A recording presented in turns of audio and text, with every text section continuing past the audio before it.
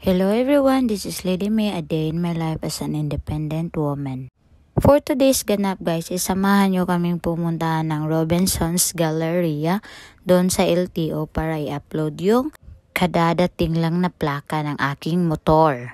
But before that guys, kaya nagpa-Xerox muna kami bago kami pumunta doon sa mga requirements. At ayun na nga, nandito na tayo sa Robinson's Galleria.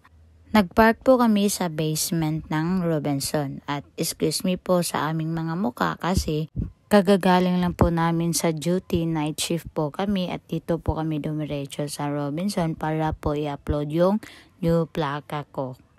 At pagkatapos is kumain kami at ito na.